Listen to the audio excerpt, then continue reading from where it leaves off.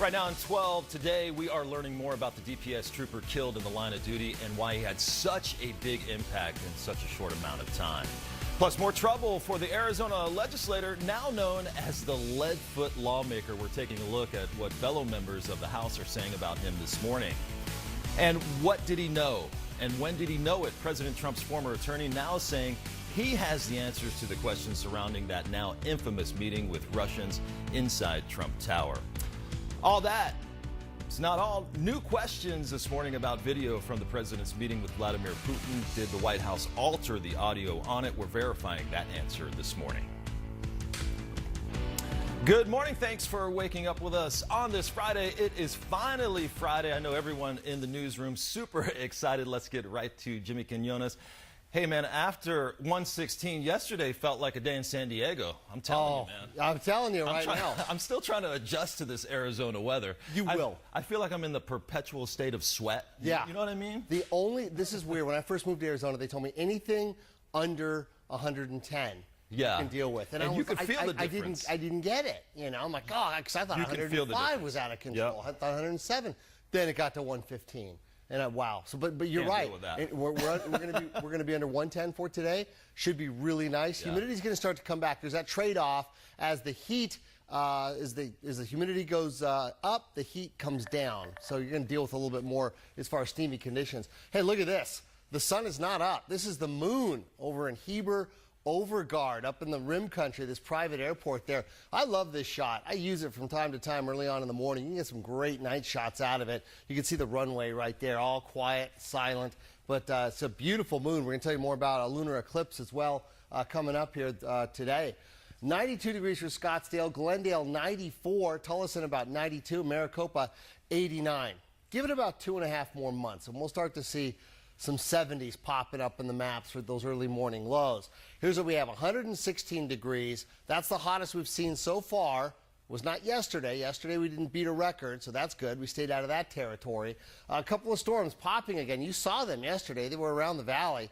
Beautiful. I was eating my sushi, looked up, so beautiful storms out there. Okay, still hot. Humidity is going to start to come back today. It'll drop us to below 110 degrees, and that sunrise at about 5:37. And, of course, Mike, when we come back, we'll check the 7-day all-important weekend forecast. All right, Jimmy. I do keep hearing about, hey, wait till October. Yes. That's when it gets really late nice. October. All right. Thanks a lot, Jimmy. We appreciate it. We'll see you in a bit. All right. The big story this morning continues to be an Arizona DPS trooper and Navy veteran killed in the line of duty. Just unbelievable story here. Tyler Edenhofer was a rookie on the force on his last shift before being allowed to patrol solo when he and several other law enforcement officers tried to take suspect Isaac King into custody. Well, it happened along I-10 in the West Valley. King somehow getting a hold of the trooper's weapon, then pulling the trigger. This morning, we've got team coverage of the tragic events that unfolded yesterday. Up first, Team 12's Adam Bagney at DPS headquarters with the very latest on this information. Our app and all of our social media platforms as well. All right, time now 4:37. Here's a check of this morning's hot headlines. Governor Doug Ducey has succeeded in avoiding a deposition in a false arrest lawsuit filed by the man once charged in the I-10 freeway shooting case. Leslie Merritt Jr.'s lawyers arguing that Ducey inserted himself in the now dismissed criminal case when he tweeted, "We got him," minutes after the landscaper was arrested, is how it all unfolded. Merritt insisted he was innocent and was freed after spending months in jail. No one else has been arrested in this case, and the investigation remains open. Okay, an ethics complaint has been issued against Paul Mosley, who some colleagues are now dubbing, listen to this, the Leadfoot legislator. Mosley came under fire earlier this month when he was caught on body cam bragging about having legislative immunity and being allowed to speed. Representative Mark Fincham filed that complaint saying the body cam footage reveals Mosley's, quote, boastful nature about his driving habits along I-10. He's asking the ethics committee to take action.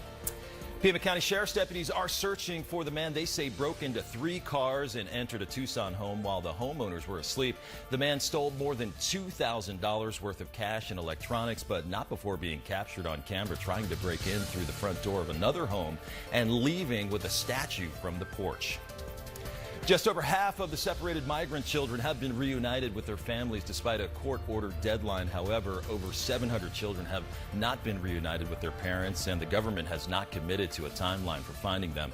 Court filing also states that the majority of those children, approximately 431, have parents who have been deported.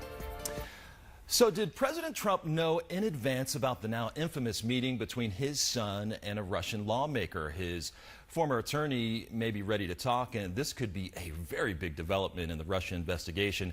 Team 12's Tracy Potts is in Washington with more.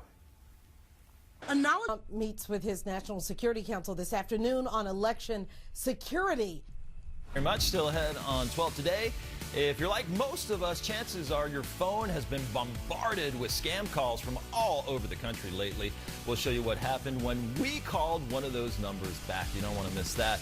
And the University of Arizona getting ready to sell alcohol at games this fall. We're taking a closer look at that story this morning. Stick around. You're watching 12 today. 2nd and 6.